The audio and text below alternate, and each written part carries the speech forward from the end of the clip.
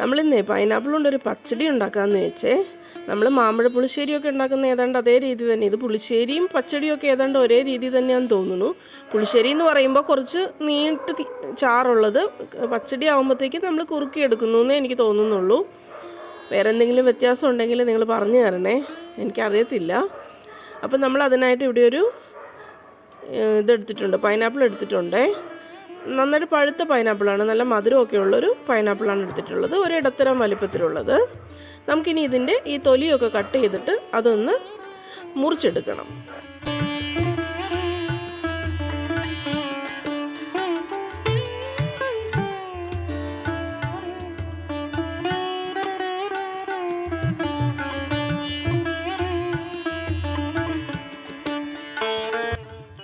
നമുക്കിങ്ങനെ ചെറിയ കഷ്ണങ്ങളായിട്ട് മുറിച്ചെടുക്കാവേ. ചെറുതായി നീളത്തിൽ ചെറിയ കഷ്ണങ്ങൾ ഈ ഒരു രീതിയിൽ നമുക്ക് മുറിച്ചെടുക്കാം. മുറിച്ച എല്ലാ പൈനാപ്പിൾ കഷ്ണങ്ങളും ഞാൻ നമ്മൾ കറി വെക്കാൻ ഉദ്ദേശിക്കുന്ന ആ ചട്ടിയിലേക്ക് ഇട്ടിട്ടുണ്ട്. അതിലേക്ക് 2 പച്ചമുളകും കൂടി ഇപ്പോൾ ഞാൻ കീറിയിട്ടിട്ടുണ്ട്. ഇനി അതിലേക്ക് 1/2 ടീസ്പൂൺ വീതം മഞ്ഞൾപ്പൊടിയും അതുപോലെ തന്നെ 1/2 ടീസ്പൂൺ മുളക് പൊടിയും കൂടി ഇടുന്നുണ്ട്. ഇനി നമുക്കിതിലേക്ക് ആവശ്യത്തിനുള്ള ഉപ്പ് കൂടി ചേർക്കണം.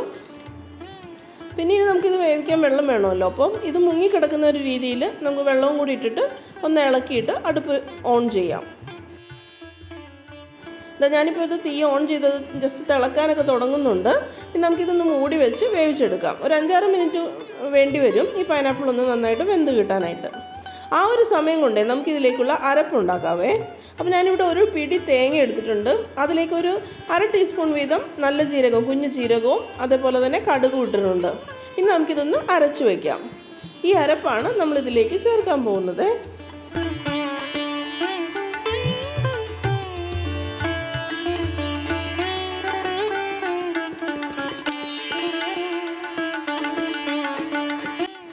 ഇടയ്ക്ക് ഞാൻ ഈ പൈനാപ്പിൾ ഒന്ന് തുറന്ന് നോക്കി ഒന്ന് ഇളക്കിയൊക്കെ കൊടുത്തു. ആ ഒരു സമയത്തെ നമുക്കിതിലേക്ക് ആവശ്യമുണ്ടെങ്കിൽ മാത്രം കുറച്ച് ശർക്കര ചേർക്കാം. അത് മധുരം നമുക്ക് അത്ര ആവശ്യമില്ല, വേണ്ടാന്നുണ്ടെങ്കിൽ അത് അവോയ്ഡ് ചെയ്യാം. എന്തായാലും ഞാനിവിടെ 1 ടീസ്പൂണോളം ശർക്കര ചേർത്തിട്ടുണ്ട്. പഞ്ചസാരയാണെങ്കിലും മതി. ആ ഒരു പുളിയൊക്കെ ഒന്ന് കോമ്പൻസേറ്റ് ചെയ്ത് ഒരു പ്രത്യേക ടേസ്റ്റിന് വേണ്ടിയിട്ടാണ് അങ്ങനെ ചേർക്കുന്നത്. ഇപ്പം നമ്മുടെ പൈനാപ്പിളൊക്കെ ഏതാണ്ട് വെന്ത് ആ വെള്ളമൊക്കെ ഏതാണ്ട് വറ്റി വന്നിട്ടുണ്ട്. ഇനി നമുക്ക് ഇതിനകത്തേക്ക് നമ്മൾ നേരത്തെ എടുത്തു വെച്ചിരുന്ന ആ അരപ്പ് ചേർത്ത് കൊടുക്കാം.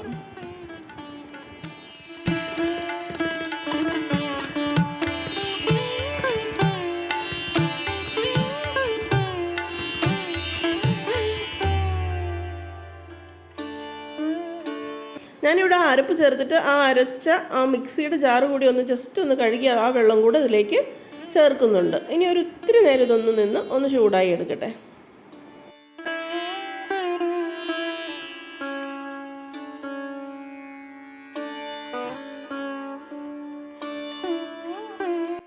അപ്പോൾ നമ്മൾ ഇത് അരപ്പ് ചേർത്ത് നന്നായിട്ടൊന്ന് തിളച്ച് ചൂടായൊക്കെ വന്നിട്ടുണ്ട്. ഇനി നമുക്കിതൊന്ന് ഓഫ് ചെയ്ത് വെച്ചിട്ട് കട്ടയില്ലാത്ത തൈര് കൂടി ഇതിലേക്ക് ചേർക്കണം. ഞാനൊരു 3/4 കപ്പോളം തൈര് ഇവിടെ ചേർക്കുന്നുണ്ട്. കട്ടയില്ലാതെ ഉടച്ച് വെച്ച ആ തൈരാണ് ഇതിലേക്ക് ചേർത്തത്. ഇപ്പം നമ്മൾ തീ ഓഫ് ചെയ്തേക്കുവാണേ. ഇനി ജസ്റ്റ് ഒന്ന് ഇളക്കി കൊടുത്തു. ഇപ്പം ഇത് ഓക്കെ ആയിട്ടുണ്ട്. ഇനി നമുക്കിതിലേക്ക് താളിച്ചും കൂടി ചേർക്കണം.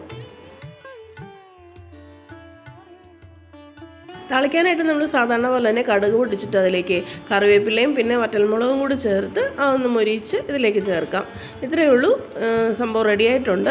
ഇത് നമ്മൾക്ക് പൈനാപ്പിൾ പച്ചടി അല്ലെങ്കിൽ പൈനാപ്പിൾ പുളിശ്ശേരി എന്നൊക്കെ പറയാമെന്നാണ് എനിക്ക് തോന്നുന്നത്. എന്തായാലും ഒരു പൈനാപ്പിളിൻ്റെ നല്ലൊരു ടേസ്റ്റി ആയിട്ടുള്ളൊരു കറി റെഡി ആയിട്ടുണ്ട്. ഇത് ഇടയ്ക്ക് ട്രൈ ചെയ്ത് നോക്കാവുന്നതാണ്. നമുക്ക് മാമ്പഴ പുളിശ്ശേരിയൊക്കെ ഇഷ്ടമുള്ള ആൾക്കാർക്ക് ഇതും ഇഷ്ടപ്പെടാനായിട്ട് സാധ്യതയുണ്ട്. എനിക്ക് ഭയങ്കരമായിട്ട് ഇഷ്ടപ്പെട്ടു. പറ്റുന്നവരൊക്കെ ഒന്ന് ചെയ്ത് നോക്കണേ, എന്നിട്ട് ഫീഡ്ബാക്ക് അറിയിക്കണേ. Thank you.